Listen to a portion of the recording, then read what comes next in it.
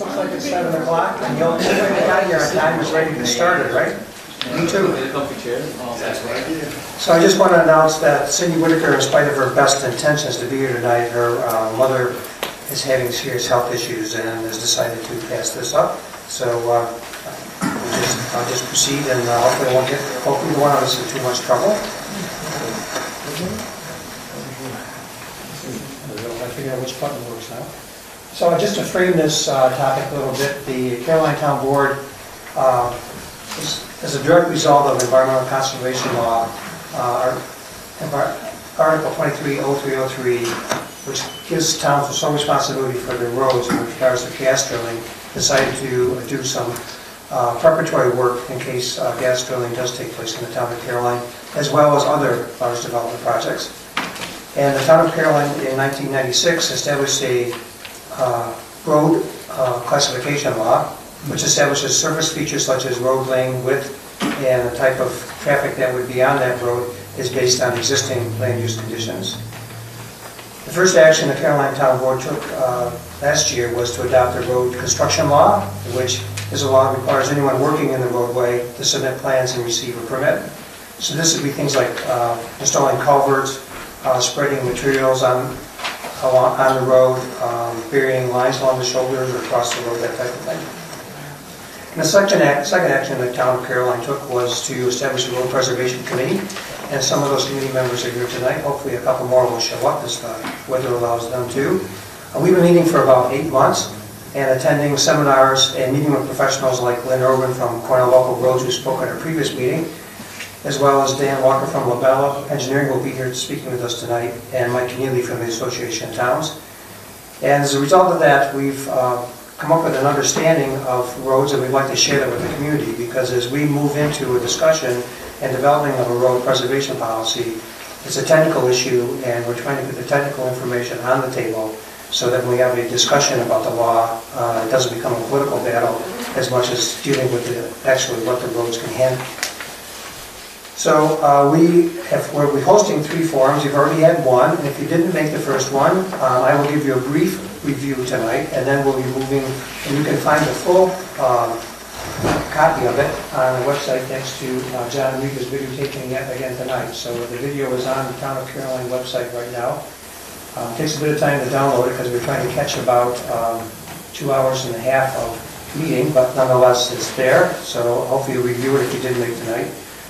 And the first meeting was really about the theoretical part of roads, how they're built, how they respond to loads, and then, so that's what Lynn Irwin talked about. Tonight is getting more specific to the town of Caroline.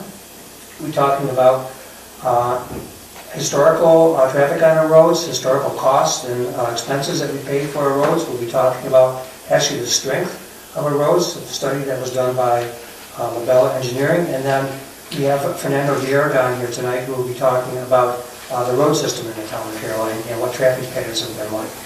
Try to give everyone an appreciation for what we're dealing with specifically in Caroline. So having said that, I'm going to do a brief review of just some of the key points that Lynn Irwin discussed last week. Wrong direction, try this one.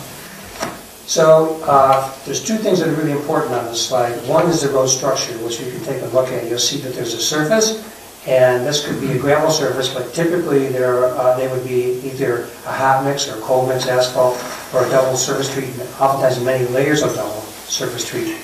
And then there's a base, some amount of gravel, and that gravel may be something that was consciously put there or something that was put on over time as the road surface kind of eroded away when we were horses and buggies and lighter duty trucks. So gravel was added, and below all that is native soil.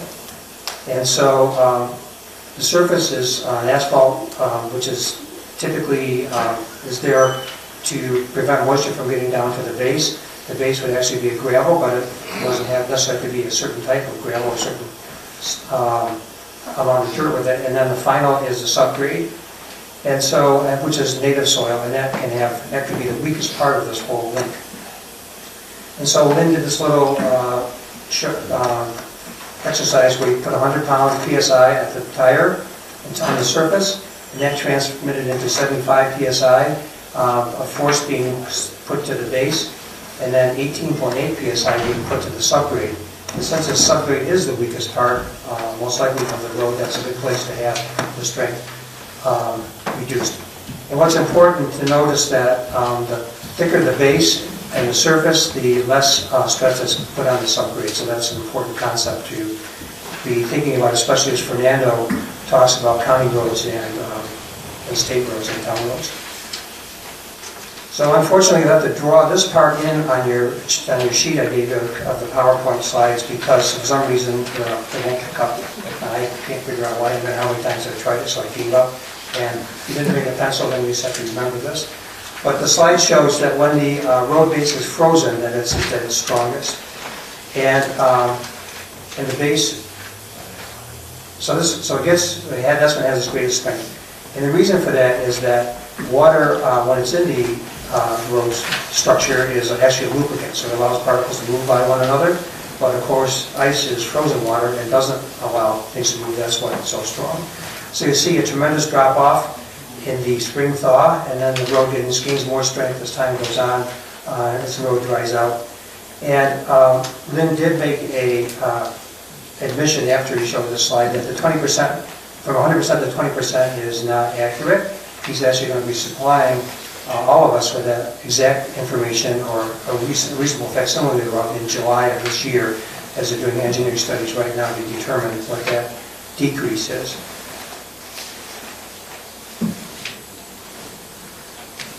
So the next important point that Lynn brought about was pavement performance.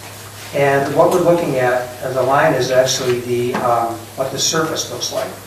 And it's important to notice that as time goes on, when you're still halfway through the road life, you still have a good surface. And this is important because oftentimes people think that whatever they see on the surface is where you are in the road life. And this is an important concept to grasp, that even though the surface may still be in very good condition, you've already used up half of its road life. And once it starts to go downhill, it goes downhill fairly quickly. So we'll be referring to this slide a little bit later because it's important to the town's road management philosophy, what we do with this information. Another concept that Lynn Irwin brought forward was road user costs, which is something that we typically don't talk about at local government level. And that is a cost that actually you, the people that operate and drive your vehicles on the road, pay to keep your vehicle operational. So this would be shocks and tires and gasoline and whatever else, all the maintenance costs you have for a vehicle. And it turns out when a road is in very good condition, you have very little out-of-pocket costs as a consumer. But as the road gets to be poor and you start to drive around potholes or you drive slowly, that type of thing, then you end up spending more money, and either because you're driving slower or because your vehicle is being shaken apart. So, so this is also important for the decision that the highway superintendent makes about when to start working on a road. Because when the road gets into poor condition, you can bet that there's a lot of phone calls. So the idea is to try to get to the road before it gets to that point. This was another concept that Lynn brought forward, and that is actually that a road really doesn't fail, ever. You can always get down the road. You can find your way around the potholes. If you go slow enough, you can actually make your way down the road. It's only that a failure becomes whenever it just is more difficult to drive down the road. You actually start looking for another road to take rather than the one that's so bad. And that is what would typically be called a failure. And so it's not like a bridge that fails when you can't get across. The road failure is actually just makes it more difficult for you to get down, but you never really are closed off from traveling on that road. Lynn brought forward the concept of easel, and that would be a very important concept to talk about tonight. Engineers have been able to express road strength in terms of easels. And an easel is a physical property of anything with an axle and wheels. Even a wheelbarrow probably has an easel calculation with it. The mathematics of weight dependence is roughly to the 4th power, which means that if you double the vehicle axle weight, its user weight goes up by it's 2 times 2 times 2 times 2. That's 16 times. So easels and weight is it's a 4th power relationship, which is huge. So this ties into the effect of typical traffic passenger cars at roughly 3,000 to 4,000 pounds, and which means that they have like 1,500 to 2,000 pounds per axle. And a legally loaded single axle truck has around 18,000 pounds on each axle. So that's roughly a 10 times factor. So now if you use 10 to the fourth power, that's 10,000 times. So a truck legally loaded does 10,000 times the number of easels that a car does. And that's important to appreciate when you start talking about road damage. So a final point about easels is that although the calculation of easels to the fourth power by weight, once we have described easels, they are additive. So in other words, if you have a truck that has 2 easels worth of weight on it, then if you drive another truck down the road, it's 2 plus 2, so it's 4. It's not 2 times 2 or whatever. So it's a very, even though it's the same number, it's an additive process. And this will be important to appreciate whenever Dan is giving this presentation. So before I go on any further, any questions that I should answer? Because I'm going over things pretty quickly. You'll get more opportunities later, especially whenever Dan talks, then it'll become important. I actually asked Lynn Irwin if he could, you have a glossary sheet with you, but I asked him if he could help me explain this a little bit better, the easel concept in trucks. And so this is, actually did this little slide for me today, and it shows the easel damage per truck trip, and it depends on axle load and configuration. So you can see that in this chart that a single axle truck, which means it has an axle in the front and the back, fully loaded at legal limit, which is 22,400 pounds, it gives a stress on the road of 2.1 easels. And if you put the same amount of weight in a tandem axle truck, which would be only partially loaded, but that's like 0.2 easels. So you can see the effect of the tandem axle has on decreasing the stress on the road. That's an important concept as well to be thinking about. And then he goes a little bit further and says that if you put 36,000 pounds on a single axle, which is illegal, that you're creating 9.7 easels, which is huge impact on the roads and on the axles of the truck, whereas a tandem axle is only 1.4. So if you look at the legal weights for the tandem axle and legal weights for the single axle, it turns out that if you're running both at their maximum legal load, that the tandem axle does 1/3 the damage, 1/3 less damage of a single axle. So I think what's important here for the town to recognize, the Road Preservation Committee, is that there are options for truckers, and I think there's also good information for truckers to know as well, that there are options for manipulating the easel count as you work your way through this process. And Molly has a question, because this is new. Any data on the confusion to the drivers of cars dealing with trucks that have tandems? No. We're just talking about stress on the road, not stress on the driver. Right, okay. Don? Sure. So you're saying that that's 36, if you go back to the previous slide, so the rear of that truck has 72,000 pounds total on it, right? And I'm not saying that. I'm saying that the axle load is 36,000, and I'm not sure that it has, I don't believe it has 72,000 on the truck. That's just what the load is over those axles. Yeah, it would be 36,000 pounds on that. On the tandem? Yeah, so vehicle weight plus payload, I assume, is 30,000 pounds. So each axle would have 18,000 on that? roughly, yeah. But it's spread out over a distance.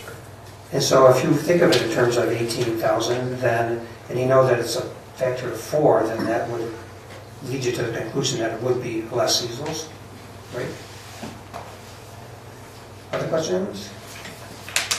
Yeah. Irene? Sometimes you see trucks that have, on a single axle, they have 2 wheels on each side, and sometimes just a single wheel. How does that affect the easel load? Well, the easel load is different, but it distributes the load a little differently. Generally, if that's on a triax, they may have a tire that's actually wider on that axle. So it's meant to reduce the load. So each axle's carrying a little bit less load. Each tire Just carrying tire, it, that's right. not the axle. But No. the easels Right. are still the same, or is it like No, this? no, it's not the same. Yeah. It's not the same. Yeah, it would spread Each it. So the configuration. easel are reduced? Each axle configuration has a different response to Okay. the weight that it's carrying. And if you remember from one of the early slides, the stress is transmitted from the tire to the road, not from the axle to the road. But we're doing axle configurations to make a discussion today, as opposed to number of tires, which could get confusing. Another important point that Lynn brought forward is that all roads are not built the same. State highways have high volumes of traffic, and they have very thick pavements, very thick layers of base, and actually the sub-base as well is constructed by the state engineers and traffic and road construction contractors. County roads have intermediate traffic volumes. They have medium paved thicknesses, usually have at least the base that's been engineered, but not necessarily the sub-base, which is the native soil. And then local roads, like the town of Caroline, have light traffic volumes, thin pavements, and mainly residential and recreational, usually have only a few inches, often usually less than a foot of base, and then native soil for the sub-base.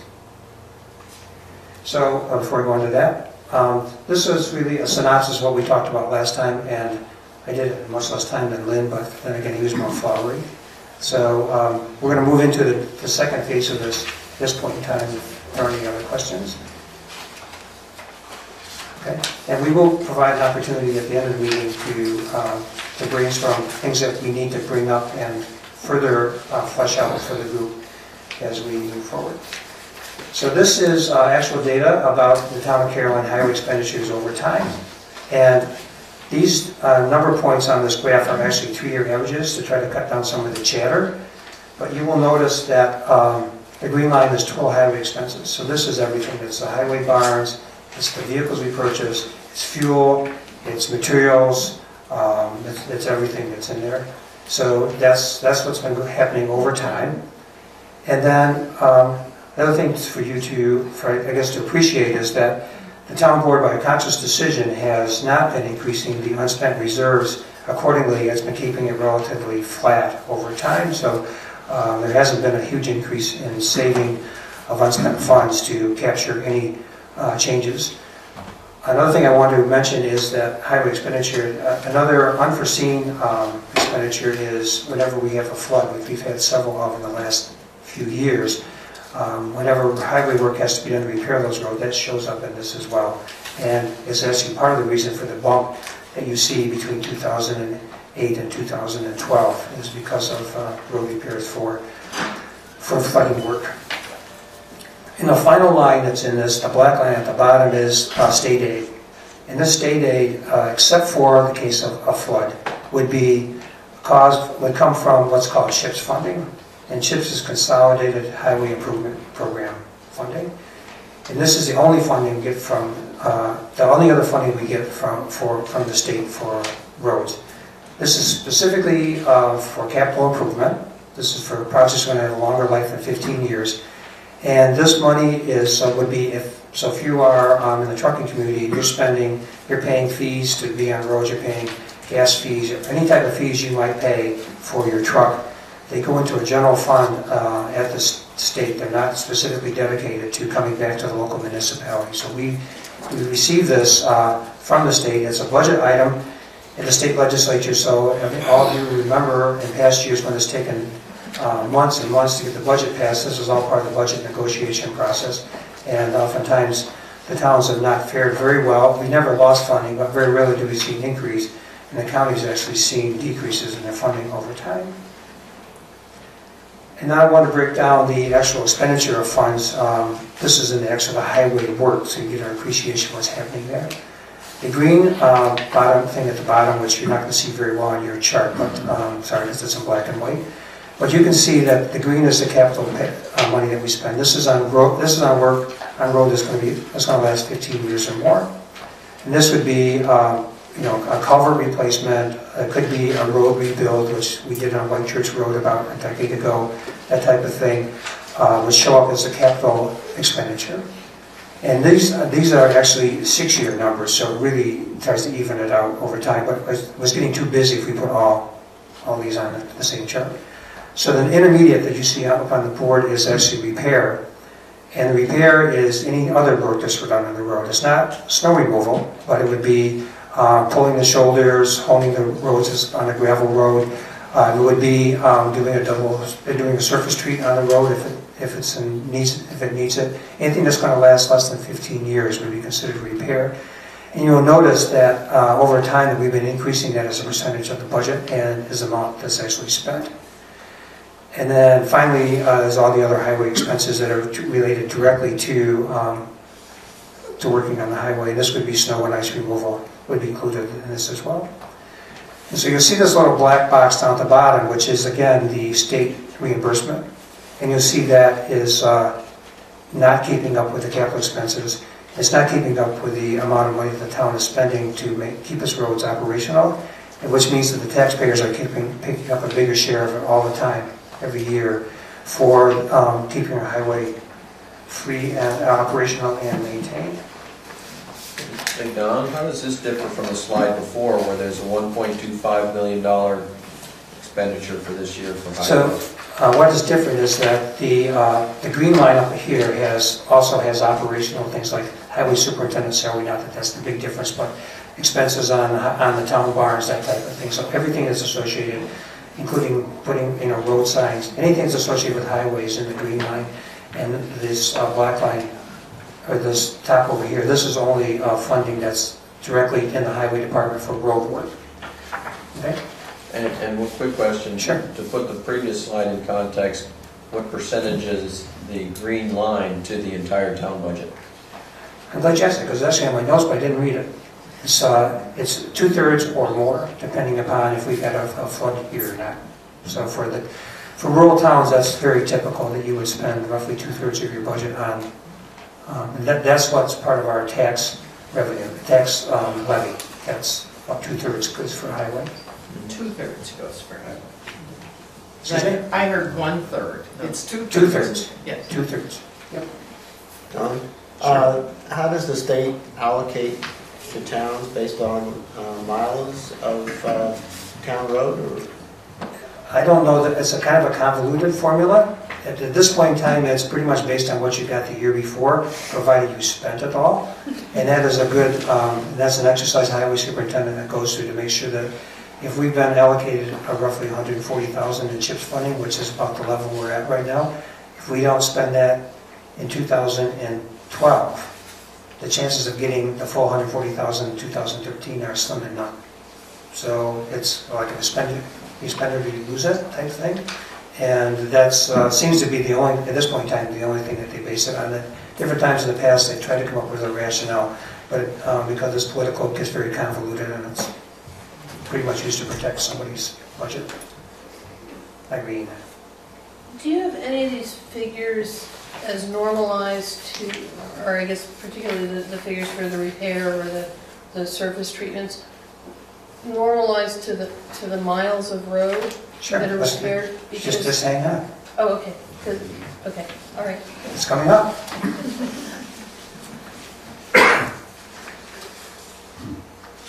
So I want to bring this slide back again because it's critical to the Town of Caroline's road management philosophy, and this is where Cindy was supposed to jump in.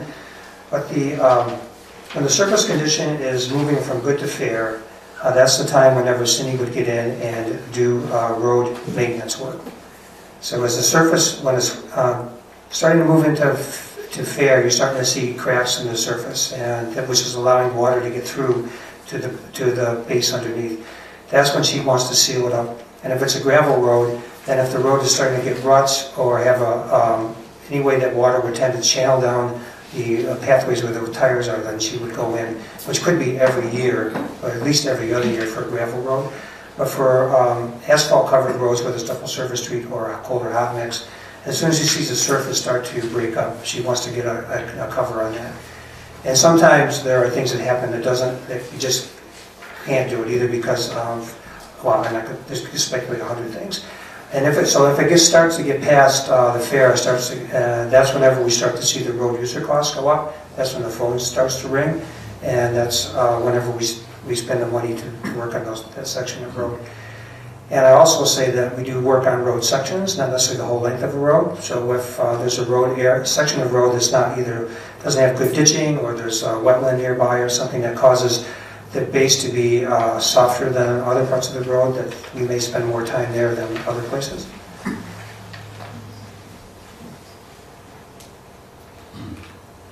Okay, covered all that. So then, I think we're getting closer to what Irene was asking about, the cost to repair. If I'm not, you can ask the question now. Yeah. Okay, so the cost to repair and rebuild roads. This is from Cornell Local Roads, that the double surface street, which is a repair, considered repair because it's supposed to have a life of 5 to 10 years, is roughly $27,000 per mile. Whereas to rebuild a road, which is to remove the surface, fix and rebuild the base, put a new surface down, which is called a capital improvement, it's roughly $150,000 per mile, and that should have a life of 15 to 25 years.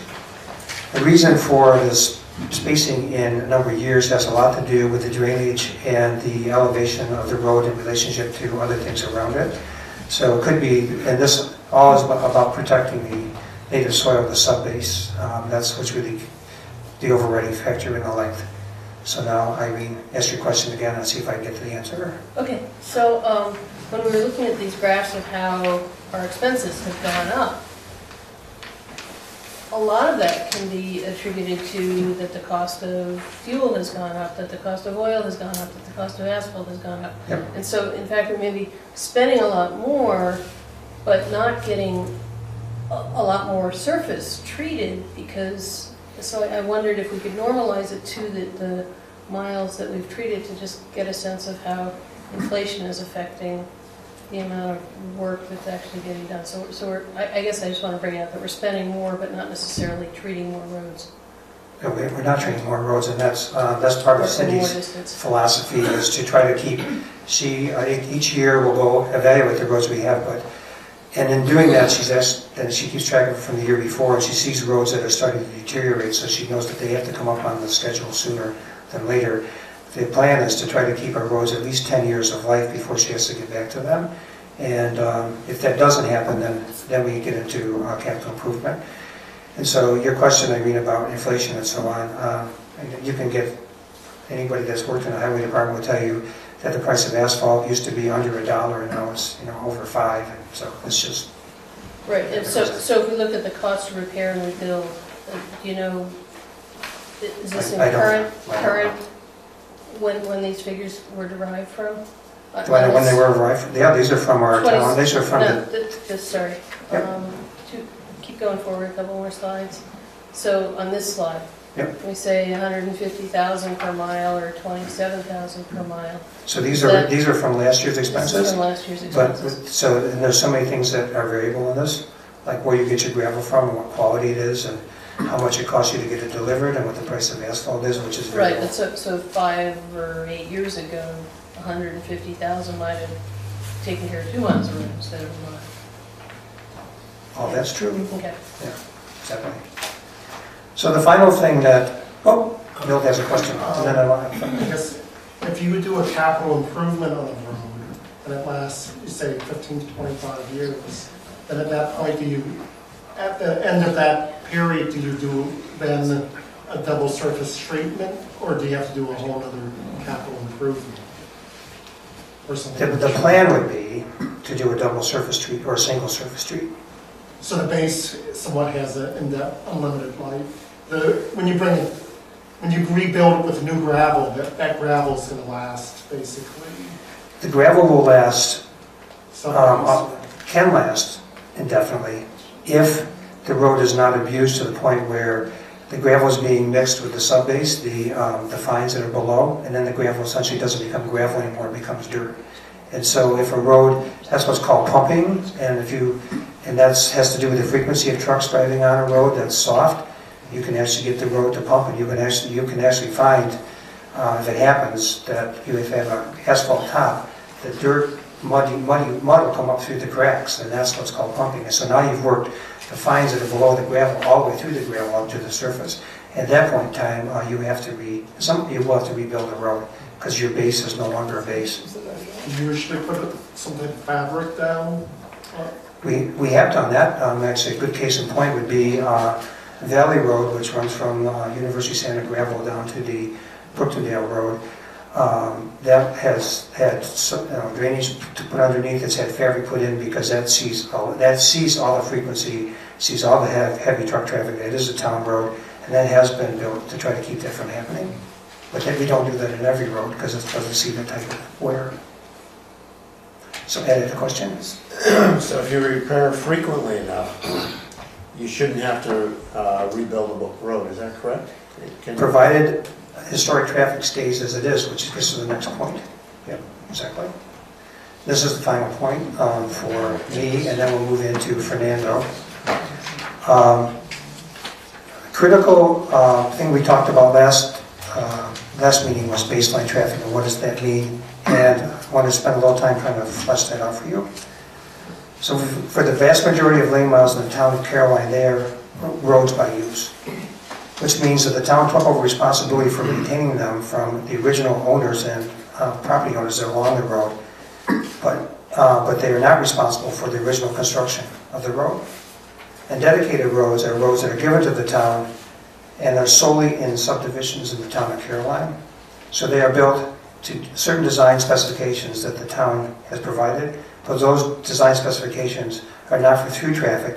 They're for residential traffic, along with school buses, snowplows, garbage trucks, etc. So the town recognizes, and law recognizes, that roads are a public benefit. The residents use them, local deliveries use them, the need to get goods and services to stores and to your house. So it's appropriate then that the taxpayers pay for them out of public money and taxes. And that's what has existed up to now. The tax burden is a balance that the town board and the highway superintendent perform between the ease of road passage, the ability to get down the road, or the road user costs that we identified earlier, and the property tax burden. That's the balance that we work through. So baseline traffic for this discussion is the traffic that occurs normally on our roads. This includes delivery trucks, school buses, milk trucks, garbage trucks, and yes, even loaded snowplows trucks. Now comes a very important point for the night. The Road Preservation Committee is proceeding in their deliberations with the policy that all historic and current road usage is baseline and it is an expected cost to the taxpayer. The Road Preservation Committee has no intention to change this paradigm with this law. However, the Road Preservation Committee's goal is to make sure that any activity that is out of the ordinary or not part of historic usage, in other words, causes a significant increase in baseline truck traffic and therefore decreases road life sooner than would typically be expected by the taxpayers, does not cost the taxpayers extra money. This is what we've been working on. So when we meet in a month from now, that will be kind of the center of our discussion, how we want to move, how you understand what we've been presenting, and how we might move ahead with a road preservation law that protects the baseline traffic, but also protects the taxpayers from other out of ordinary usage. So with this, I'm going to step away for a minute and let Fernando get up and talk about roads in the town of Caroline. I'll show you some slides and some tables that you're not supposed to read. I just want to show you that this data exists. The stuff that relates to Caroline was passing out. Sadly, when Don called me to do this, I started to look for information, and we didn't have as much as I wish we did. As far as traffic counts, and particularly what are called class counts, where they classify the type of vehicles that are on the road, so that you're not just counting what vehicles, but you're not just counting vehicles, but you know exactly what kind of vehicle. They have all those classifications based on the size of the trucks and the distance between axles and so on and so on. So what the information we have on Caroline, you have in that handout, and like I said, this is less than I wish we had had. But let me show you a little quickly what we have.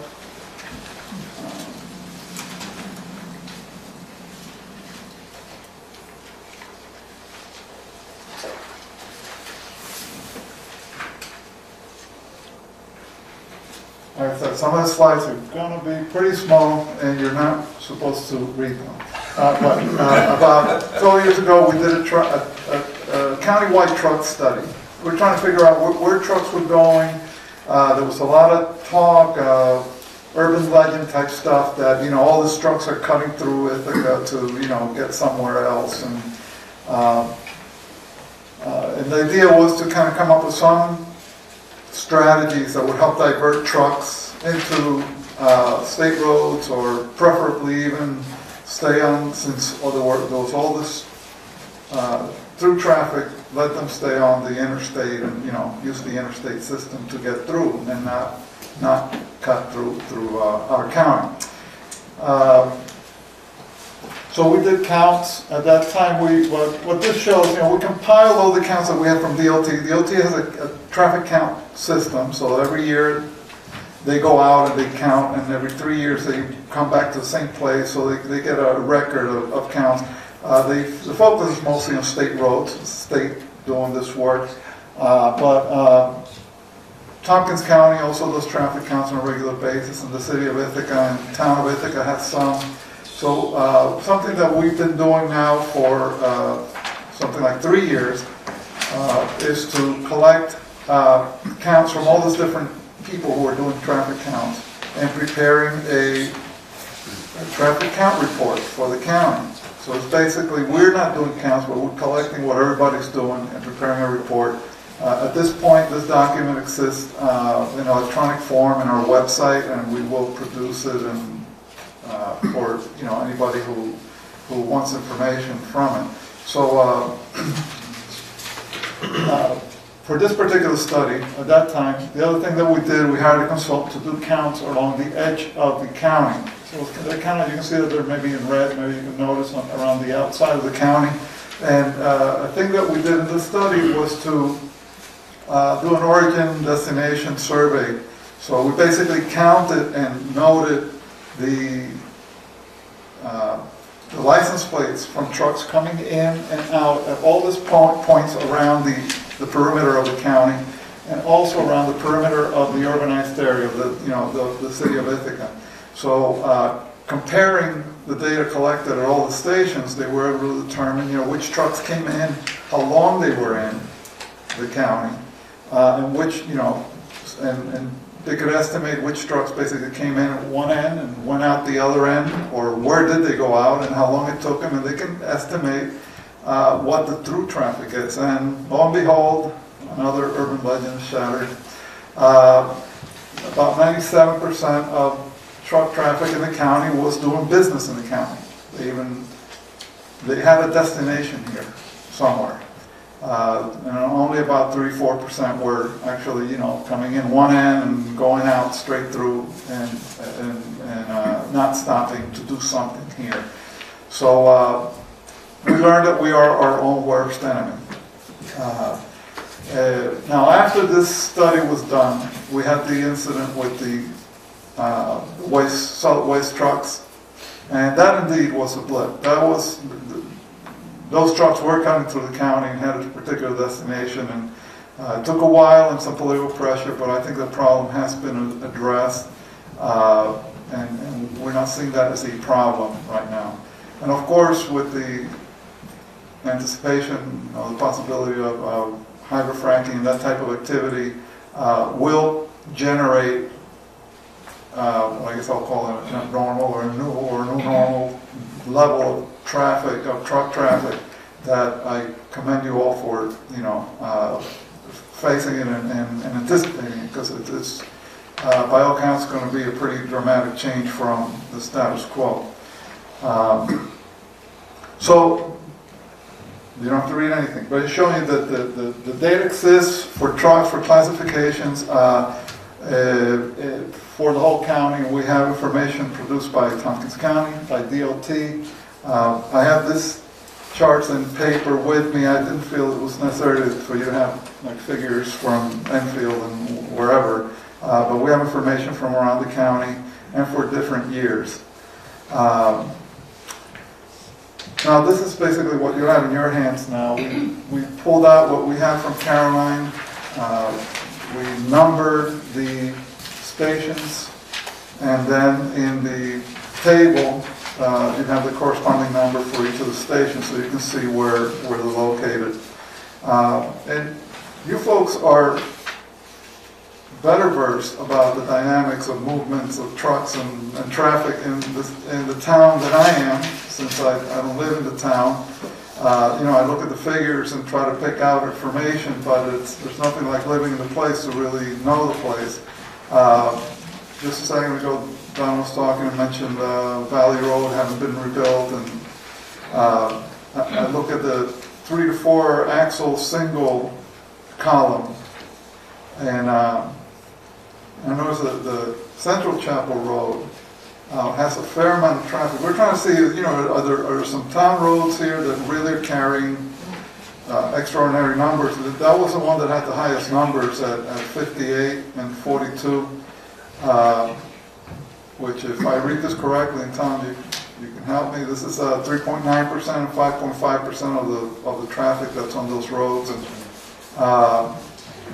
clearly the bulk of the truck traffic that we find in the town is on Route 79, and most of that I expect is running through 79 to get to the urbanized area or out, and some will veer into the town. But, I guess the point being made here is that the truck traffic is relatively low in the town, and from what we see from these measures,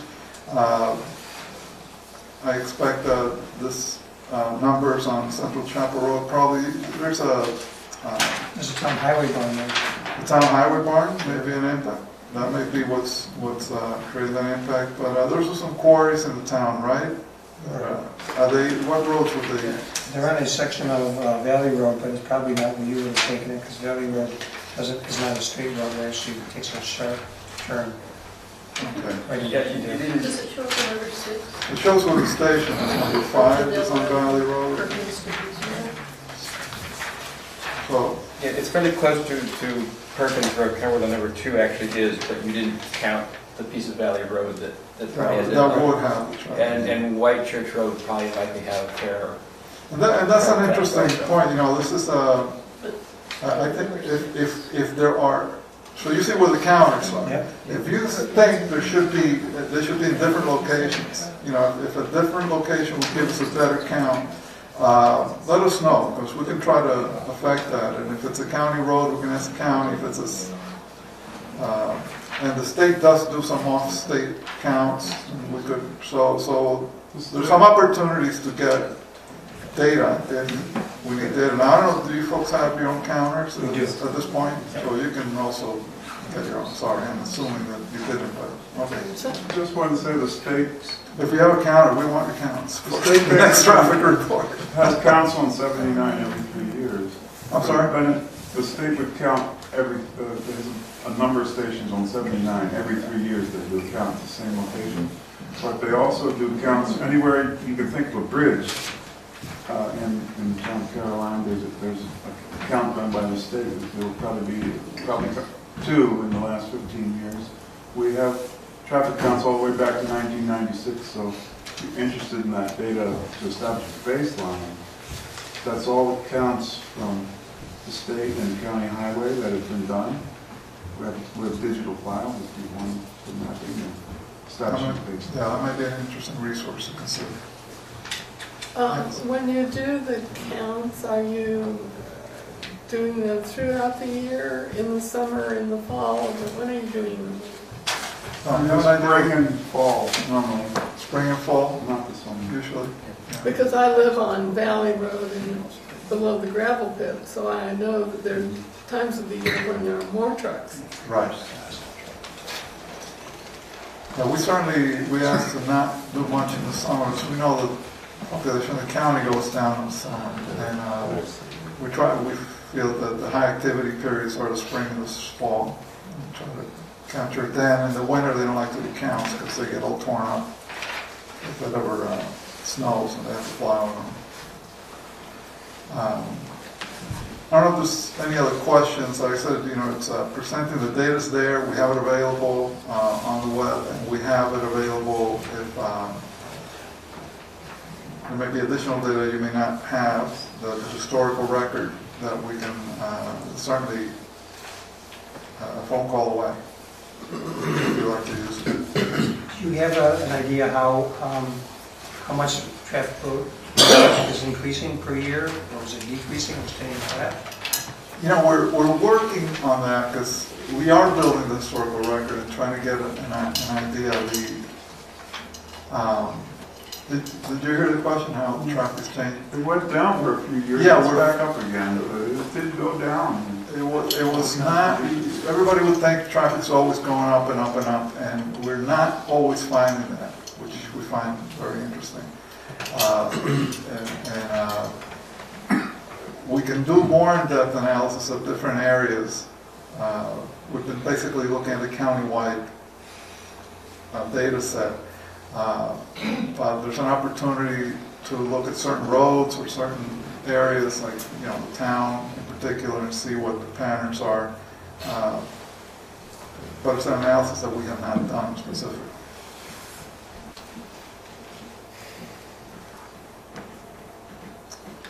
Are there any other questions, or?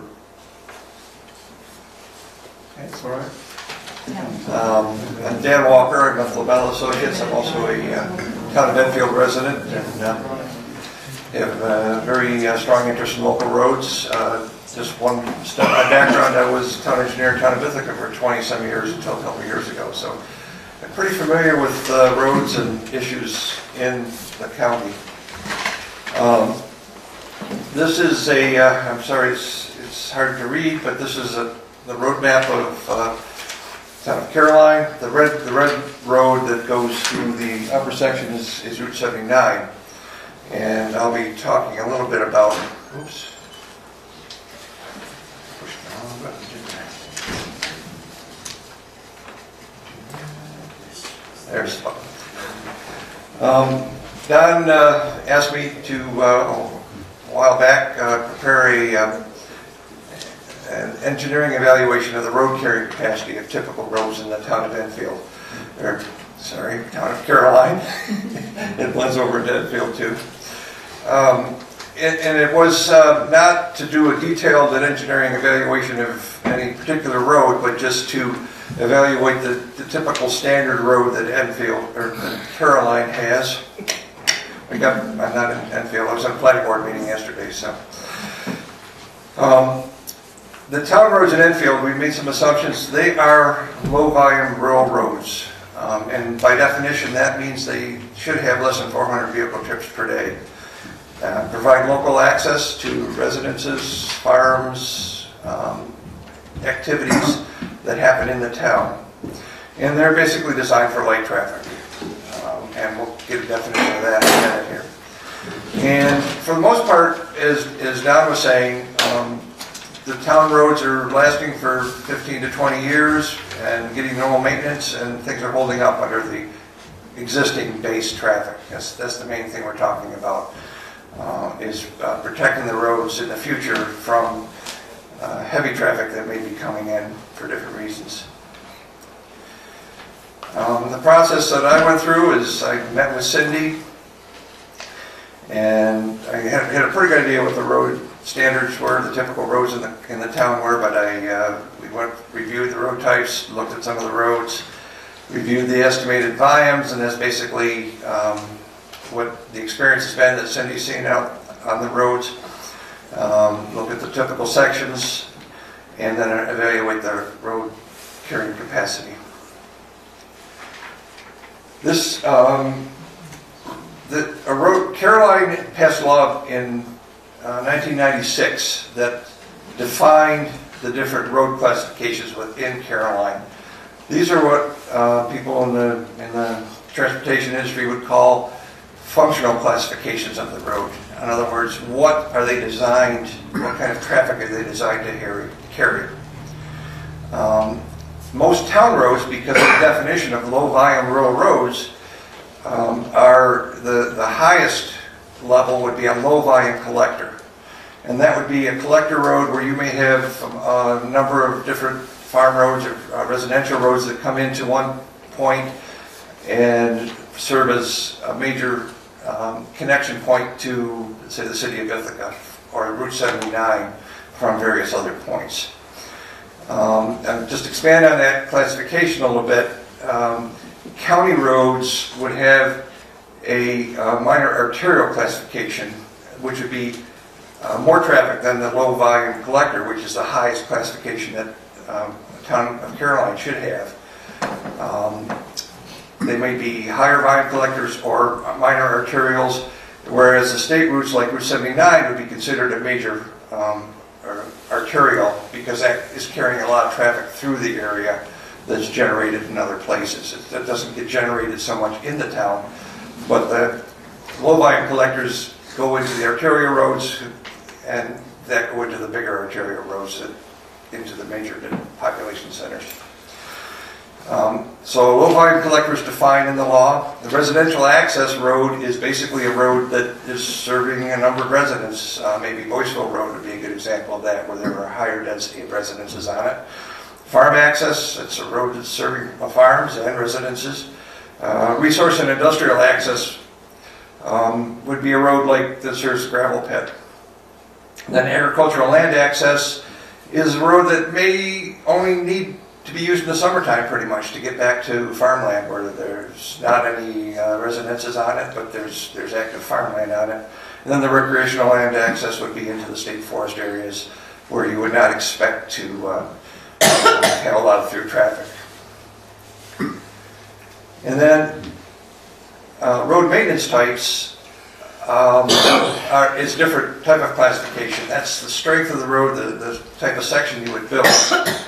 A type A road would include the low volume collectors, which is the highest use road in the town, and the resource and industrial access, which would expect to be a stronger road because it would have heavier truck traffic on it because of resources on it or industrial access. And in Caroline, you would expect to see 400 to 800 vehicle trips per day on this type of a road, so it would have to be a higher standard. And I'll talk about the construction of the road in a minute. Type B are basically residential access, and this would be probably either maybe a subdivision road, which you don't have a lot of in town, but or areas where residents have been built up. Farm access roads are also this type, and the expectation is there would be less than 400 vehicle trips per day on this kind of road. And then Type C road is a lighter type of road that's basically an unpaved road, which should have for residential access, farm access, recreation access, and they're very low volume. You might expect to see 50 to 100 vehicle trips per day on that. Then the minimal maintenance roads are basically gravel roads that are get no winter maintenance and just serve to give access to properties that are basically recreation. The Type A road is the strongest road in the town of Caroline. It's an all-purpose paved road. The standard pavement width is 20 feet, 2 10-foot lanes, and it usually has 2-foot gravel shoulders on the edges of that. And the base is about 8 to 12 inches of gravel. And in the photo that Don showed earlier with the wheel load on it, that would be the gravel base under there. And then 3 inches of asphalt binder or pavement is typical. And then it's usually got a surface treatment of oilless stone on it, a double surface treatment that makes it waterproof. The estimated load capacity of this type of construction is approximately 500,000 easels. And is that over the lifetime of the road? That's in the lifetime of the road. It's not a daily load. It's the lifetime of the road, and we'll see how that comes in a minute here. Type B roads are your light-duty surfaces. These are basically considered paved roads, but they're basically just a double surface treatment on top of the gravel. They're very low-strength road, 2 10-foot lanes, and usually there's a 2-foot gravel shoulder on them in the town. And that's 8 to 10 inches of gravel with a double surface treatment on it, and that's typically known as oil and stone. And these are usually treated on a 5 to 10 year cycle just to keep the surface treatment in place. and a much lower load capacity of about 50,000 easels. It's about a tenth of what a paved road would take. The Type C roads are your unpaved gravel or dirt roads. Usually they're about 18 feet of minimum width. Some of them are a little wider. They may have a shoulder, but you don't see it because it's all the same surface material. And that's been built up over the years to maybe have 4 to 6 inches of gravel over the natural subgrade. And the maintenance on this, they do spread some dust control on it when they get complaints about it, and I know that's a big issue sometimes, so I won't go into that. But and the basic maintenance on this is when they get rutted, they go out and blade them off and roll them out. And this has got great load capacity when it's frozen, and pretty good when it's dry. But when it's wet, forget it. That's why you drive four-wheel drive pickup trucks around here. And then the minimum maintenance road is one step lower than the gravel or dirt road. I mean, it's basically a 12-foot track. It's probably started out as a logging road or known farm road. It may have 4 inches of gravel, it may not, and not maintained in the winter. And I think the road crew only maintains it when somebody falls into a hole they can't get out of. Again, the load capacity is good when it's dry or frozen. And that type of road probably gets heavy use during logging processes in town, and that's one thing that the state forest, when they do logging or forest removal, that's why they try to encourage people to use those roads when they're frozen or when they're very dry, and try to stay off of them in the spring or fall. Okay, so I did an evaluation based on a normal distribution of traffic for the different classes of roads. And I did an evaluation assuming 10% truck traffic. So if you that's pretty well. So there are several classes of vehicles that we considered. And classes 1 to 3 are cars and light trucks, pickup trucks, SUVs, that type of vehicle, weighing up to about 6,000 pounds. You can see that we estimated that would be the heaviest percentage of vehicles using those roads. We estimated for a Type A road, the background traffic at 400 vehicle trips per day, with 10% truck traffic, as this chart was. We figured Class 4 are buses with 2 axles and 6 tires, your school buses. We looked at 10 vehicle trips per day, which is pretty standard for when 2 or 3 bus runs a day, or 5, well, maybe more than that. And then there would be up to 15 2-axle, 26,000-pound delivery trucks, and maybe up to 15 3-axle trucks. And that's a 3-axle single truck is basically a 10-wheel dump truck. That's what that is. You can see that the equivalency factor, which is basically the different easels, the passenger cars would have 7,000 easel. So 360 vehicles would put less than a quarter of an easel, or less than an easel anyhow, on that load. And over a 10-year life, it would put about 920 easels, which is almost nothing. And again, remember, this type of Type A road would have a capacity of about 500,000 easels for its life. That's what we were anticipating. The buses would add 15 easels a day, so there's 55,000 easels in 10-year life. The delivery trucks are about the same as what the bus load would be. And then the 3-axle single trucks are basically, most of those trips are basically the snow plows and the road maintenance trucks on there. So, and they would put 137,000 easels in a 10-year life. So at 400 vehicles per day, you'd be putting 250,000 easels on that road over a 10-year period, which you would expect that road would hold up, and that's pretty much what we're seeing in the town, that the roads are holding up that way. The type B road is just a surface treatment.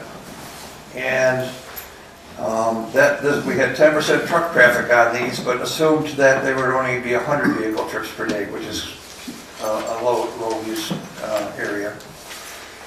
Again, the buses, the cars had almost no easel loading on it, but a third of it basically would be attributed to the buses, a third of it, roughly a little less than a third, to single axle delivery trucks, and then and 2-axle delivery trucks, and then the 10-wheel trucks, which are probably the town maintenance trucks, put the heaviest load on it. So that would estimate in a 10-year life about 62,000 easels, which is over the 50,000 easels that you would expect the life expectancy of this road to take. So that's why you may need a little bit more maintenance on these.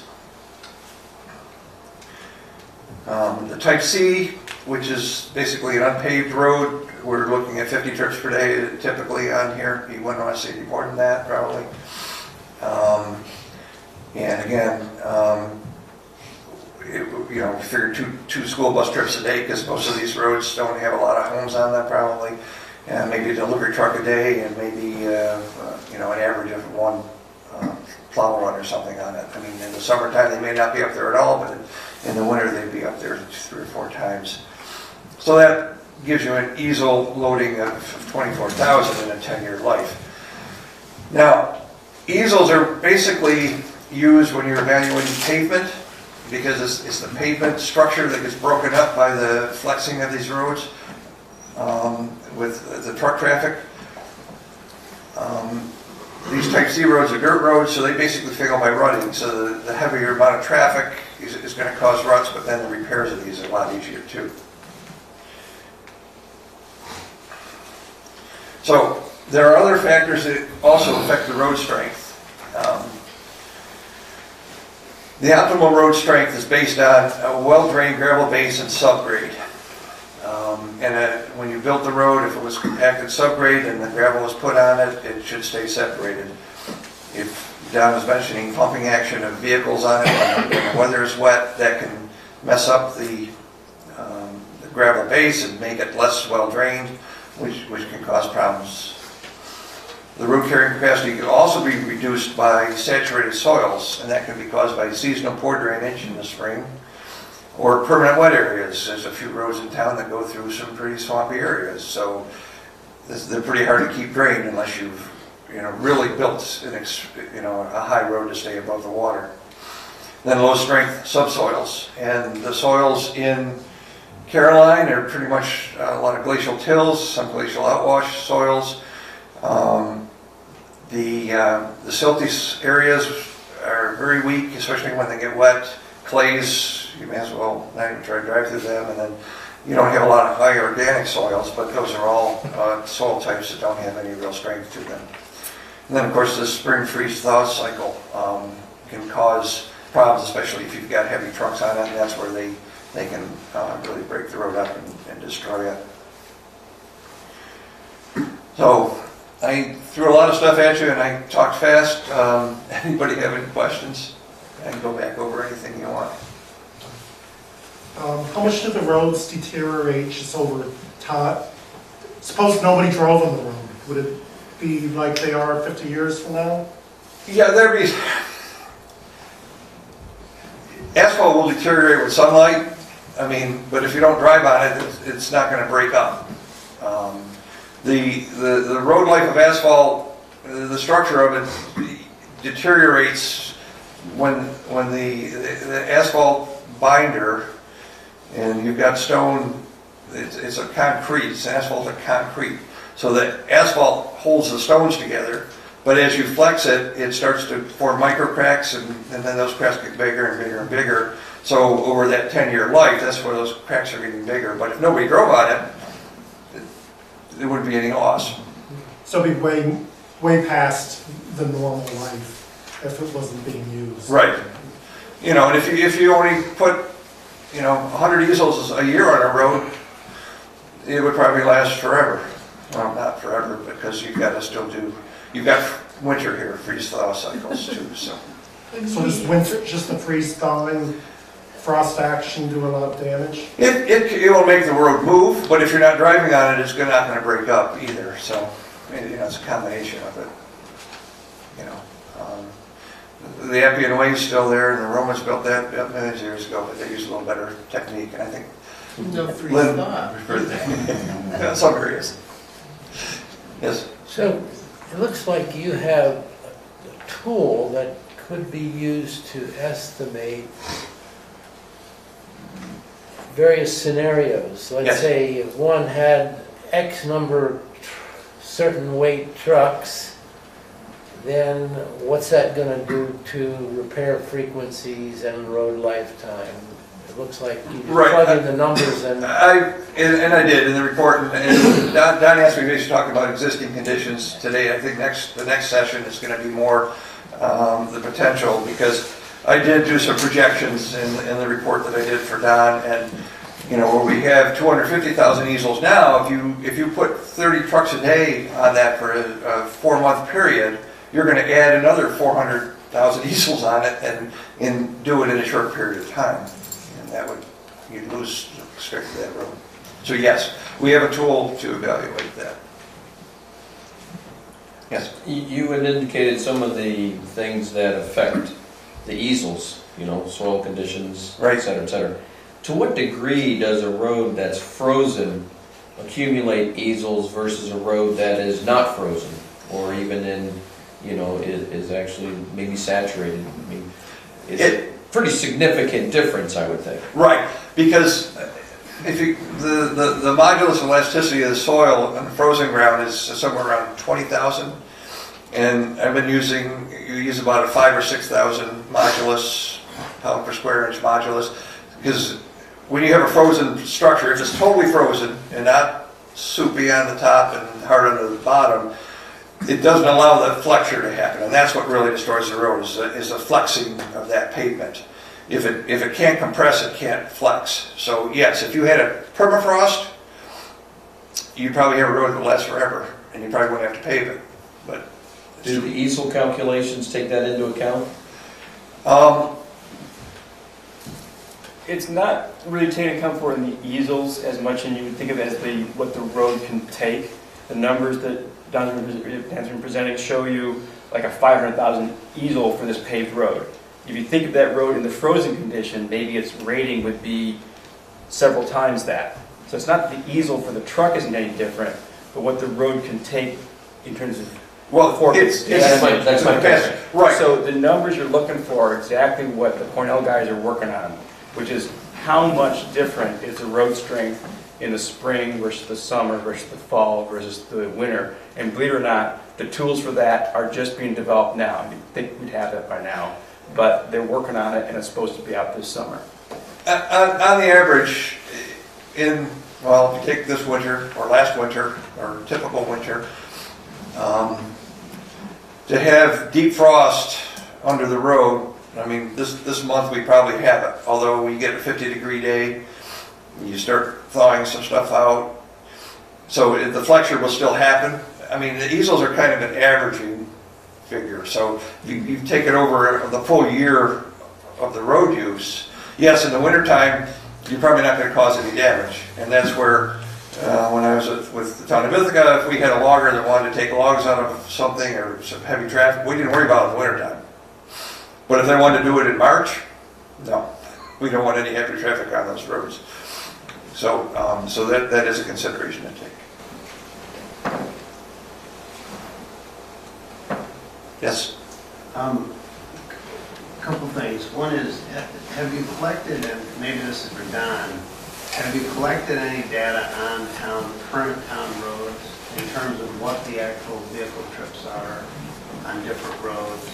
Because, you know, one of the things is you're dealing, and, you know, I'm not questioning your data, I'm sure you're right, but it's all theoretical, and it's all making assumptions about the makeup of roads, and I think it would really might be interesting to see what some actual roads, like Creamery Road across the street, you know, what are the vehicle trips on that? What is the history of that road, and sort of that sort of thing, so that you have some real life cases of what what has actually happened? So, actually, you missed some of Fernando's talk, because he asked the same question you did about trying to gather the information. The town of Caroline, 2 years ago, purchased a road counter that actually will tell you the number of axles and the weight that the trucks and vehicles have. So that data is being gathered as, right along. So we are gathering that information because it is important. We were talking about baseline, and our road system currently is set up, and our taxpayers are set up to pay for the baseline traffic, which does include heavy plow trucks, it does include school buses, it includes all that. And in that, we've set up a kind of a relationship between what the taxpayers are willing to pay and what traffic is on the road, how fast they break up. And so the question you're asking is, can we quantify that? And that's exactly what we want to do, because if somebody comes through with a project and we feel that they trip the threshold, whatever that threshold is, then we want to know how is that compared to the background, historic data, and that's going to be important to know that. As far as what the exact road carrying capability of the road is, I mean, that changes over time. The road carrying capability is, each road is losing its strength until it's repaired, until something's done to it. So we actually have to gather that information at the time the project is being proposed, as opposed to some time before that. So that's what we're working on, and the information is being gathered, and as time goes on, we'll be better at it. We're also, our highway superintendent now is, and has been over the last decade, every time they get in and cut a road or do something, they are actually measuring the road, the base that we have in there, so it's not just a guess anymore. We actually have some data to go forward with. That was the other question I had was, you're saying that I think the highest level road had like 10 to 12 inches of base. Is that fairly accurate what you're finding? And when they cut the road down? I did talk to Cindy and to Scott Whitaker about that, and typically that's what their goal is to get to that, and that's why the highest class of road would have that kind of a base in it. Not all the roads have that, and it shows where some of the roads are deteriorating. So this was kind of a generic classification of what we could expect the roads to handle. Right. And the traffic information we have is basically, the experience that the highway superintendent has over the past 20 years, of seeing actual road traffic. So we didn't do any actual counts, and yes, actual counts would be real nice to have. But these are pretty good averages. And what we're seeing is that the numbers we've come up with, we can expect, a 10 to 15 or 20-year life for each type of road. And that's the experience the highway superintendent is having. They have to go in and surface treat these roads every 5 years on the lighter roads, and they can usually do maintenance on the road after 10 to 12 years on the type A roads. So the evaluation I did and the expected traffic and their history of what they've had to do for repairs is kind of coming together. It isn't an exact number, but it fits in with what's been happening on the history of the roads to date. And that was the goal, to look what the real expectations would be. I got one more question. Sure. And that is, you were saying a 3-inch asphalt layer was, I think, the standard you were using for the highest level road. Right. What happens to the strength of the road? Let's say it was 4 inches instead of 3, or 5 inches. Because, from my standpoint, it seems like the more important part is the base of the road as opposed to pavement. But your chart up there seemed to say that the pavement thickness was almost more important than a couple inches of base. So I was just curious of the relative value of the base versus the asphalt. Yeah, the asphalt is actually stronger than the base because the strength of the asphalt is a lot more than the gravel strength is. Yes, if you put 36 inches of gravel base down, you could probably use 2 inches of, and I don't have those numbers right in front of me, but I think that the modulus for 4 to 6 inches of gravel is about 0.2, and the effective structural actually of the asphalt is about 0.4 per inch. So it varies, but the asphalt is a flexible base, but it provides a lot more strength than the gravel does. But if you had, And again, these have been built up by years of use, and it is an estimate of what is out there, but it's pretty typical what they're seeing. Ideally, you know, and I think this is the Caroline standard too, that a typical rural road or municipal road is usually built with 6 inches of maybe bank run gravel with 6 inches of pressure run on top of that, which is a stronger aggregate and has more fines over a fabric to separate the subgrade from the gravel. And then usually 2 to 3 inches of binder, then an inch of top on top of that, so 3 to 4 inches of asphalt.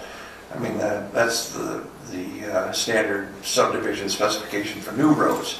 But we're dealing with older roads, and some of these roads may have 5 inches of asphalt on them because they went in and did it over a number of times, but the average was 3, and that's typical. And there's very few roads in the town that are at that level. Unfortunately, I don't think we can see the detail on that first map. It had the types of roads, the A, B, C, and gravel.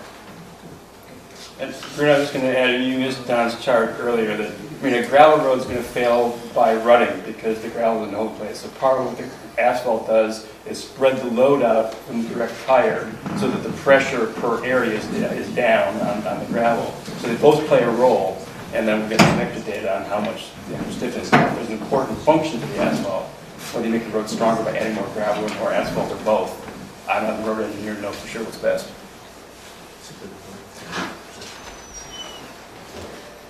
Any other questions? And I take it concrete is only used on the biggest roads? Concrete's pretty expensive. Yeah, and that's a rigid pavement. That's a different type of, it's got more structural strength to it. But you generally are going to be paving with at least 6 to 8 inches of concrete, and you put steel reinforcing in it. So, yeah, Interstate 81 is built out of concrete. You know, the thruway is built out of concrete. And those are designed for 20 million easels type of structures. I mean, I just came back from Rochester today, and half the vehicles on the road are tractor trailers, and so yeah, if you don't want to be repaving those roads, they're a lot stronger. But that's way up there on the functional classification, and the town roads are down on the lower level for traffic. Yes. Are you taking into account that some of the roads were laid with the macadam process and are fairly new? There's 2 or 3 of them? Yes, that's what the Type A roads are more than okay. macadam process. Yes.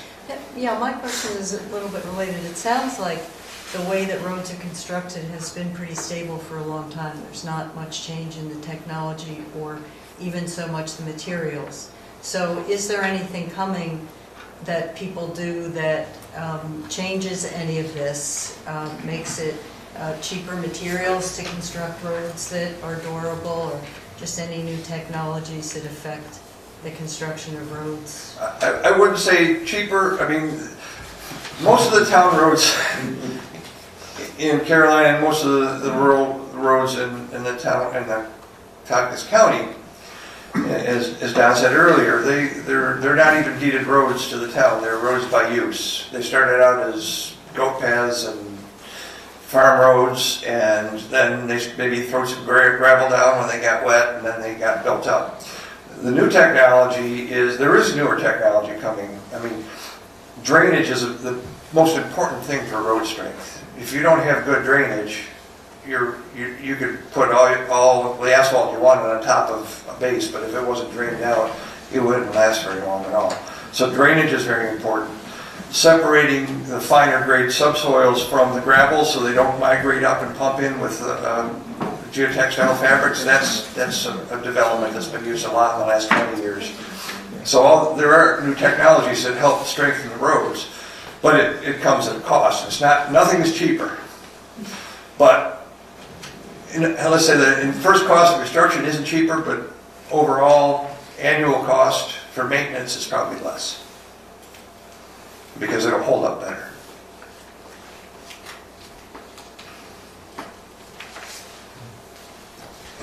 I guess I'm trying to think of how one would estimate an easel cost per mile cost. For example, if it costs 50,000 miles, $50,000 for a mile of road is good for 50,000 easels. It's obviously. It's $1 easel, yeah. Yeah, so can you, where's the reality relative to that?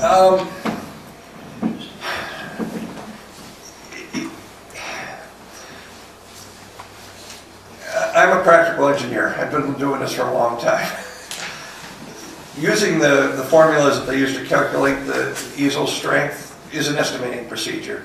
And the range for easels on a 3 inches of asphalt could be ranged from, on the FHWA in the design manual, range from like 200,000 to $1 million for a certain type of road.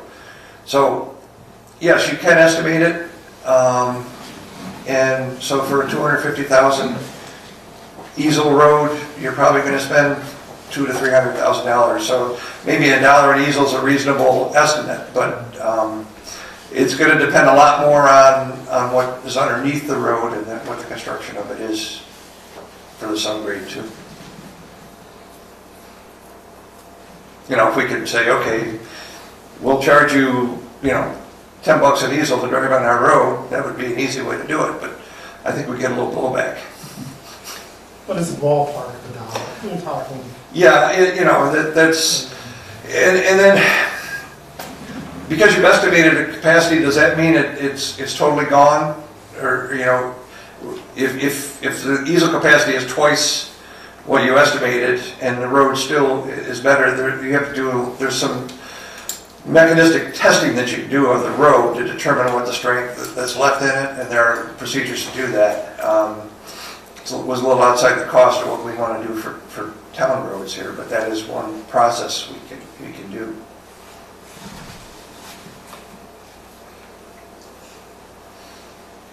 So it sounds like we're winding down on questions for Dan. So if there are other general questions that are in your mind about road preservation and road strength, this is a good opportunity to bring them forward. We might not be able to answer them, but we will try to do that in the third meeting. And just to recap where we are right now, we have been talking about in different terms how roads respond to weight, and also how trucks are evaluated in terms of easels with their loads on them, and how you can actually do the calculation of road strength in terms of easels. So now we've linked them all together. We've talked about what's happening in the town of Caroline and how we've had this relationship between taxpayers and road maintenance, and with the general philosophy of how we maintain the roads, and appreciation for that. And then the next meeting, a month from now, will be the Attorney Gacko, who's been sitting in so he wouldn't get caught by something we said about him. He's going to be talking, he'll be framing the spots that local governments are in and developing road preservation laws. And then we'll be speaking with you. We want to have more of a dialogue, talking about the ideas the Road Preservation Committee is talking about, the things that they've been wrestling with, their ideas for thresholds, and try to get feedback, looking for unintended consequences, practical experiences that we can use as we move forward with developing a local law. A local law, just to reiterate, is to not punish or do anything to existing uses that have been going on, because that's an expectation that we have. It's for a project that's out of the ordinary. And we need to define what's an out of the ordinary project, and we don't know exactly how to do that. And then how do we then protect the taxpayers from paying that extra burden, and have the developer only pay for the extra burden, not for just the general usage. So it's you can see it's a bit of a struggle to work our way through this, and I think we provide a good base, and we'll talk about our logic next time and go from there. So based on all that, are the questions that you want us to bring answers to next time that are brewing in your mind? Looks like Ed's got one. Are other towns doing similar sorts of things, and have you looked into how they are trying to draft road preservation laws and stuff like that? There are towns doing similar type of things. The town of Danby actually has one on the books right now, as does Tompkins County. I'm not sure that anyone else in Tompkins County has one, but other towns are working on this. Like the town of Ithaca, at the same time we're doing this, is working on it. There's a big difference. So the town of Ithaca is not having meetings like this to bring the public along with their thought process, so it'd be more of a political game whenever their law comes forward. whereas we hope to have it more of a community discussion based on facts and not based on perceptions. So there are, and we have looked at a number of local laws. Some were developed actually 4 years ago. They were pretty seat of the pants and just got something out on the table. And some where people have spent quite a bit of time on it. And the other thing we have going in our favor is our insurance carrier, which only covers municipal governments, has actually done a white paper on developing a local law, specifically road preservation local law. So they tell us the things we should consider as far as developing a local law with road preservation in mind. And we're adding the engineering part of it through this process, and that's what we're using. Don, when you were talking about the historical use, or baseline use, I guess you'd say, I didn't hear anything about any kind of historic commercial activity, whether it is logging, which has happened in Caroline forever, milk trucks, oil trucks that are servicing customers, residential development, things of that nature, whether it's just a residential home, concrete, things like that.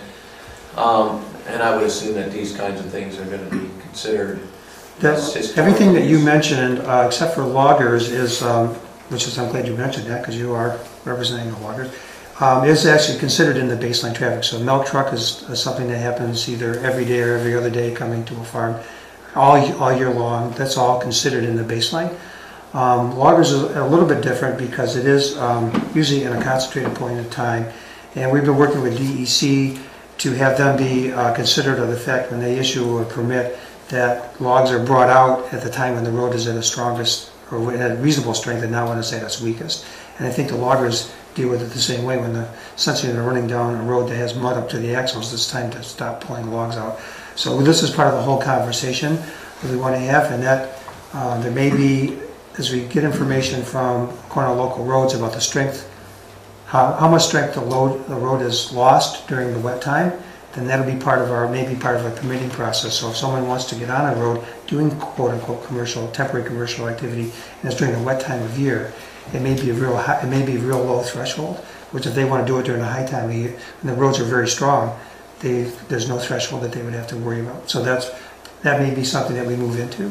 But we do. The other thing that our committee's been talking about, and it's actually good to have this bring us out now so we can think about it, is many municipalities who have developed road preservation laws have thought about commercial activity.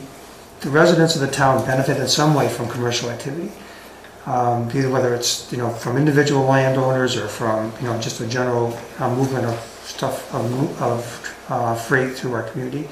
And so, should we be giving some part of our total easel load to commercial activity that's beyond normal? And that has been something that we're considering. I think we've been talking like 5 to 10%, but it's nonetheless, if you have a road that has 500,000 easels, you're talking about 10%, you're talking about 5,000 easels. So that's a pretty good chunk of 50,000 easels. That's a pretty good chunk of usage. So that's the type of thing we're chewing on as well as what would be an expectation for the taxpayers and how does this all fit? So there's many things to today, and I'm glad you asked the question, Tom. Hopefully I didn't bamboozle everyone with that answer. I wasn't trying to. A lot of quiet here, so you did something right. Yes, sir. Concerned with residents that own trucks? My concern You drive them in and out of the residences where we live? Well, that would be part of the background. But if you are a resident that owns a truck and just happens to be doing a landfill project on your property that is going to involve 500 trucks, and it's I'm just talking about getting in and out of our residences. Yeah, that's part of background. Okay. So that's part of an expectation that we have, that the taxpayers have already been paying for that over time, and road preservation is not designed to impede in any way that type of activity or put any penalty on it. That's part of our expectation. It would be something, this is a case in point, but Bruno's here. If Bruno's project on Boyceville Road were to be done on the town road, it'd be huge. This road is not built like Boyceville Road. It'd be a huge impact on it. And that's the type of thing where this law would most likely be triggered because there's just a lot of truck traffic going in. But since it's on a county road, it's not important to us. But if there were, you can think of a lot of things where it might come, and the logging was a great example, that if you have logs in, and it's quite a bit of weight over a short period of time, you try to pull them off the hills where roads are actually very weak, and especially in the state forest. The ideal time is to take them off is during the winter. That's the best time. It's the best time for them, it's the best time for the roads. Why don't we do it that way? Winter and summer. Jim? There are a number of different kinds of roads in the town of Caroline maintained by various entities, such as County, state, Alice Hollow Road looks like it's maintained by county? the county. And are you concerned about Ellis Hollow Road or just about town roads that Cindy deals with? This road preservation will only be town roads, so we're not trying to deal with all the traffic in the town.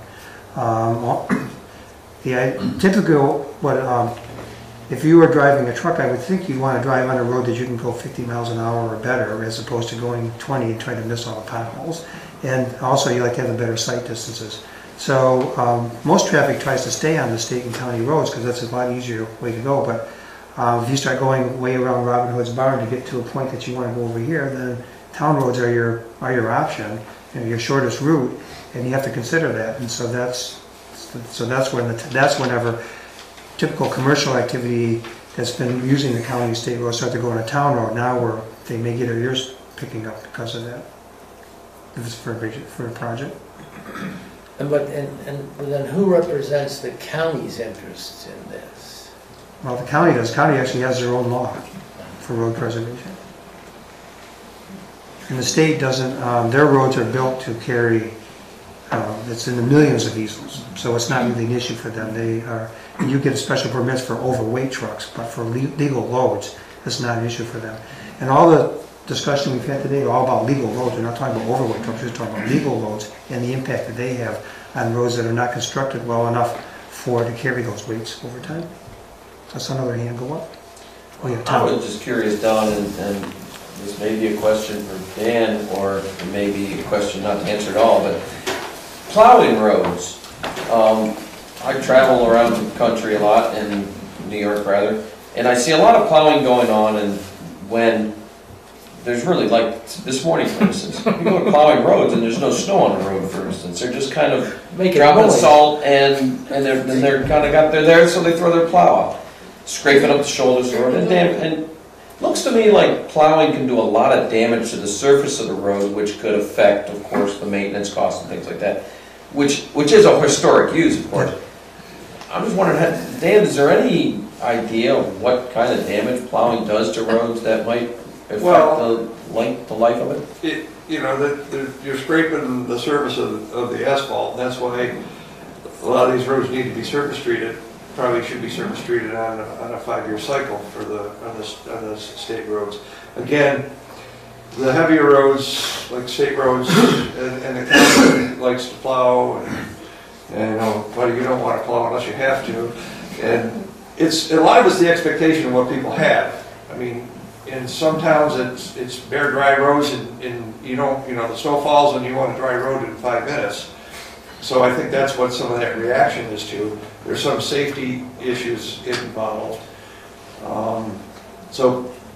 There's no question that you put a steel blade against the asphalt, it's expensive, both on the steel, because it wears out, and the asphalt, you wear it out, and it does mess up the shoulders pretty badly. I got most of the shoulder on my road is sitting in my yard now. But yeah, so it does, but it's a safety issue and a liability issue, so I'm sure that's why they've got their plows down when they're traveling on the road, just to scrape off any accumulation of snow and ice that's there. So Tom, that's a good question. Cindy would have been a great one to be here to answer that. Unfortunately, she's not, but we can try to get her at the next meeting. And she does. And what's been very instructive to her is she's been part of this whole process, and they see some of her choices that she's making that's starting to internalize for her as well, as she starts to get appreciation for the effect that her own vehicles have on her workload coming up. So it's a good. So I'm glad you told us that. So Bruno, I think I saw you waiting. Don, I think the process you're following here is great. Thank you. And I think the county, I was involved and you were there when the county was putting a land use law in place. And I think that was an example where there were a lot of unintended consequences that they just hadn't thought through. So I think it's really important to bring this out and let everybody, mull it over and look at it every which way, because the county really, they were going to be affecting virtually every housing project, not every housing project. Initially, they were going to be affecting every new home that was built in the county, whether it was on, scattered site. It was really pretty extreme. But they did listen, and they came up with something much more practical. I thought it was pretty good. But just one last thing for Dan. The whole question of if you got 3 inches of asphalt, this is just my own curiosity. If you went with 4 inches of asphalt, and you had a road that had a capacity of, I think, the highest classification was 500,000 easels. Right. What would that extra inch of asphalt do from a practical standpoint? Would it give you 700,000 easels? Would it give you 1 million? I'm just curious, sort of, if there's some sort of simple multiplier. Yeah, it would, let's see. A quick and dirty chart in there.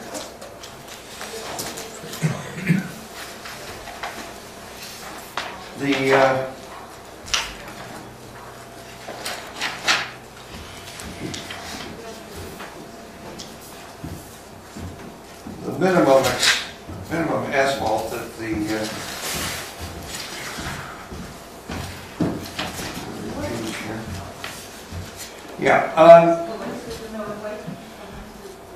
the ASHTO recommendations for minimum thickness of asphalt, if you've got 500,000 to 2 million easels, it should be about 3 inches. That's minimum of asphalt. And that's a pretty broad range, 5 to 3, 2 million. So I use the lower end of that for the 3 inches. If you go to a 3.5, they're saying you should be able to have 2 million to 7 million easels, for 3.5 inches. Again, that's optimum conditions, perfect subgrade, really good aggregate base, and I toned them down a little bit on the capacities in Caroline because we don't have all perfect conditions. And I evaluated it based on what the historical experience has been with how well the roads hold up. But the point is that a half an inch, the low level jumped from 500,000 to 2 million. Just with a half an inch, so it's pretty substantial. But you've got a cost factor. There is a cost. Yeah, the cost of asphalt is higher. You said it was high. It's very expensive. Yeah. So if we put 10 inches of asphalt on all the town roads, that would be great. But this is one of the slides we had earlier on. This is actually what Lynn Irwin had showed us last month, which shows the effect of a tire pressure of 100 psi, how the 3 inches of gravel spreads it out, but it's transmitting now only 75 psi down through that. And by the time it gets to the native grade, it's at 18 if you have those thicknesses. And what we were talking about is that the native grade, the subgrade, is actually the weakest of the whole thing. And so we're trying to spread this out as much as possible. So you're right in adding more thickness to the surface. Of course, that's more expensive than adding gravel. But rather than pulling that surface off, that's really what we do. That's a double surface treat process we use, and that's what we've been doing as much as possible. But if we get something happens for whatever reason to the road, and the base starts to fail, then we got to go back and work on it. And so this all is about managing traffic and our thickness and our highways in a way that's responsible to our taxpayers, and hopefully working together we can do that. Joe.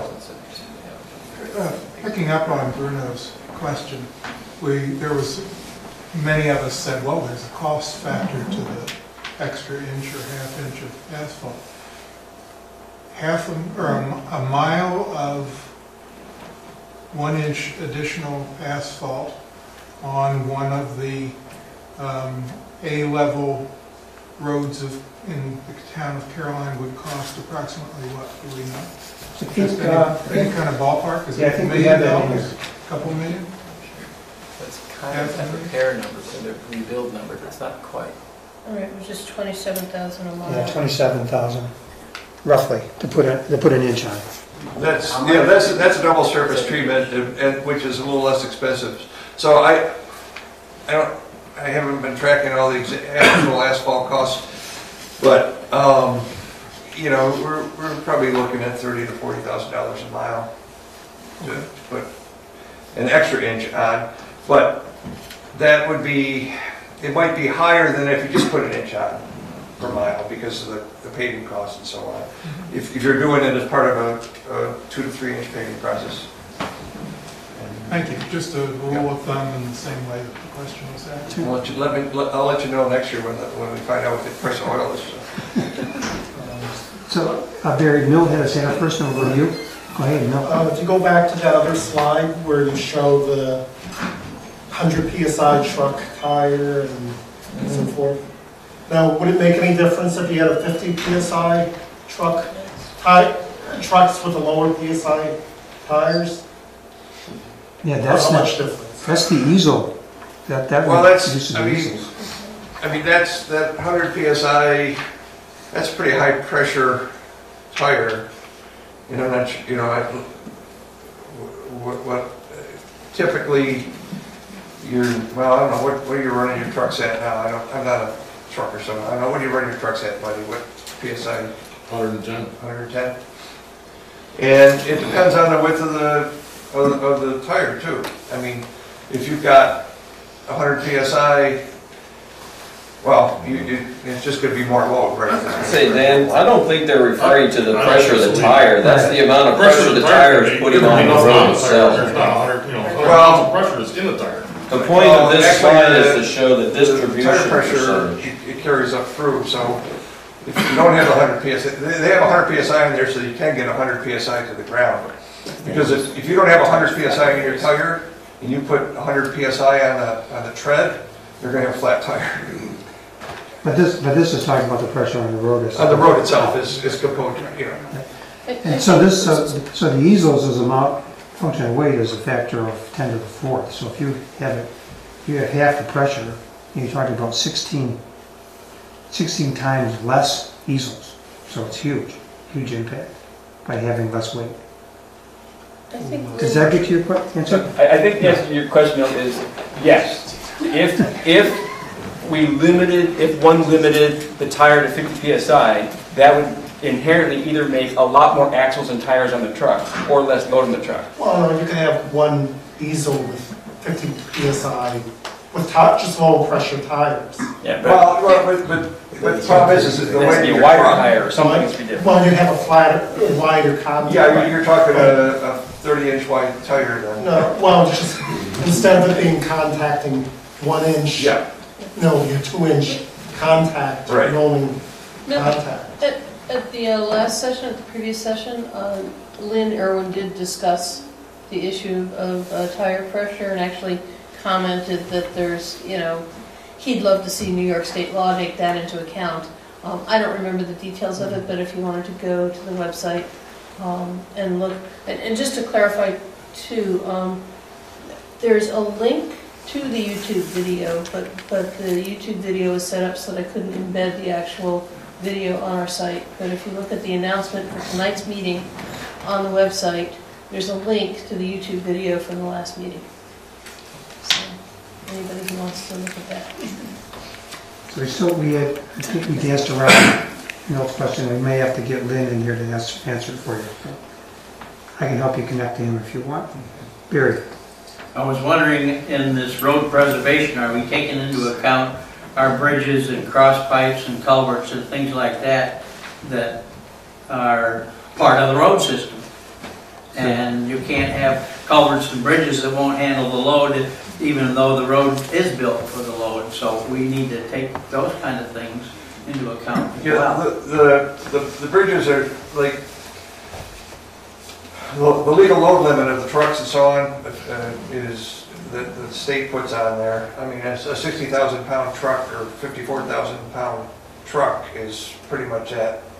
If you go over 54, you got to get a state permit for the weight anyhow, I believe. I'm getting a little bit outside my expertise here, but The maximum truckloads are based on bridge ratings as opposed to asphalt ratings. So yes, we have to take that into account, and if it's a bridge that's over 20 feet long, the county worries about it anyhow, so. But we do have to protect those things, the culverts. Good question, Barry, and we'll definitely take that into account. I know that if a project is expected to go down the road, that will be inspected before anybody goes on it. I'm not sure that we're taking into account on the calculation, but we should include it in our process for sure, so thanks for bringing that up. It just the standard construction of new culverts with the gravel bedding around them has much more strength than the asphalt does anyhow. Bridge strength is a factor that you have to take into account, but culverts, the standards on that are higher than what the asphalt pavement strength would be. As long as you build them right. If you don't build them right and they rot out, yeah, they'll fall down and be a problem. Sure. Do they have an easel, lifetime easel limit for culvert as well? Is that the concept? You don't really look at it. The easels is basically pavement type evaluation. It's a total weight limit on there. On bridges, you have your axle loads and the separation. Bridges, they don't worry about how many times you hit it so much. It's like how much you put on it at once.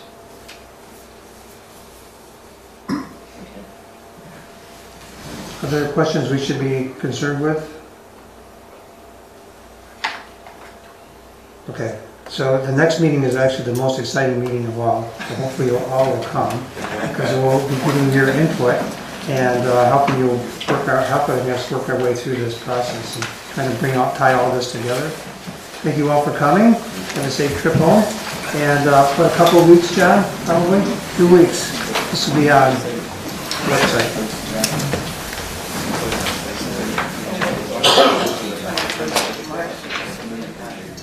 Oh,